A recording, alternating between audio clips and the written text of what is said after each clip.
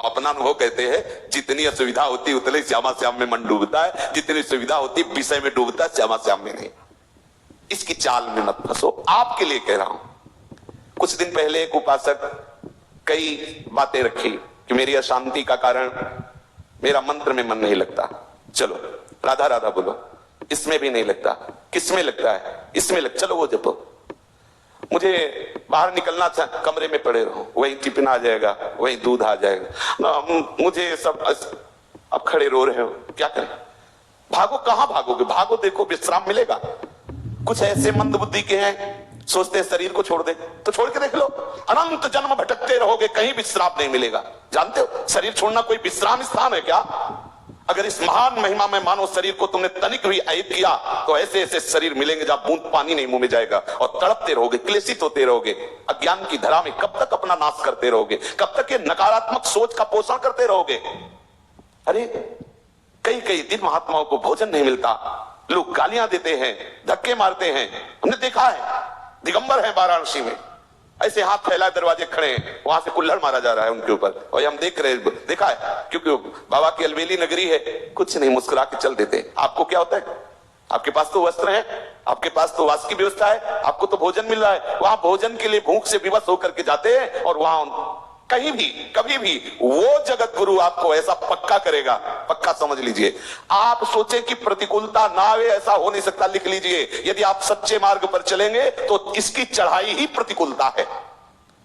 ऊर्जा शक्ति प्रतिकूलता से बढ़ती है, अनुकूलता से ऊर्जा शक्ति नष्ट होती। परमार्थ की ध्यान रखना, जीवन में जितनी प्रतिकूलता आएगी तन मन के द्वारा, उतने अध्यात्म की ऊंचाई पर उपासक चढ़ता है। निज अनुभव की बात। श्री सन्यासी सदगुरुदेव भगवान वाराणसी समाधि मठ आदेश किया कि बद्रीनारायण चलना है। कोई संतों का उत्सव था वाराणसी के, और अपना तो हृदय में आग लगी हुई थी कि यदि मैं वही हूं तो कैसा हूं, कौन हूं? मुझे ब्रह्मबोध होना चाहिए। नई अवस्था, बस एक ही लगन थी, मुझे ब्रह्मबोध होना चाहिए। गुरुदेव भगवान का आदेश बद्रीनाथ। मुझे पता था कि वहां व्यवहार का उत्सव है, भंडारा ये सब जैसा होता है संतों का, ऐसा मन में लगा कि गुरु आज्ञा का उल्लंघन, और ये आग, जो आग थी उसने हमें आदेश किया बनारस से बाहर नहीं जाना। क्या करें? कुछ समय तक समाधि मठ में रहते थे, मुमुक्ष भवन के पास है। एकदम अंदर से निश्चय आया, एक बार कूदो। बस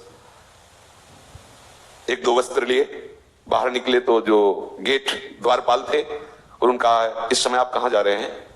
तो हमने कहा प्रश्न करने की जरूरत नहीं, सदगुरुदेव भगवान पूछे तो कह देना अस्सी घाट में है।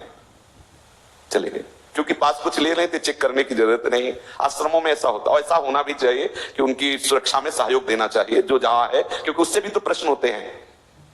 अस्सी घाट में जब आए तो निश्चय किया, यह हम हृदय की बात करें, आज के बाद कभी अर्थ स्पर्श नहीं करेंगे जब तक ब्रह्मबोध नहीं होगा।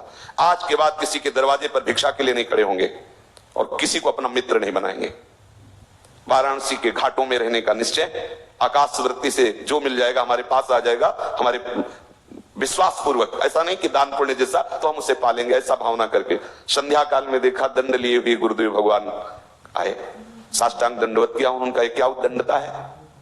हमारी उद्दंडता तो है, पर हम रोने लगे, क्योंकि हृदय में पीड़ा थी। हम कहा महाराज जी आपको हृदय की बात कहता हूं, जब तक मुझे ब्रह्मबोध नहीं होता मुझे कुछ अच्छा नहीं लगता। मुझे बद्रीनारायण जाना और वहां संतों की संगोष्ठी, मुझे बस एक आग लगी हुई, मुझे ब्रह्मबोध। ऐसे होता है ब्रह्मबोध, घाट में पड़े रहने से भिक्षा तो चाहिए ना, वास तो चाहिए ना, ऐसे ऐसे होता है। वो तो गुरु का मतलब माता होती है ना, अत्यंत दुलार। हम कहा आपके सामने वचन देते हैं, किसी के घर में नहीं जाएंगे, किसी आश्रम में नहीं जाएंगे, किसी छत के नीचे नहीं, यही घाट में रहेंगे, किसी से मांगेंगे नहीं, अर्थ नहीं छुएंगे, कभी आपको कोई ये कहेगा नहीं कि आपका शिष्य ऐसा, कभी आप निश्चिंत रहिए।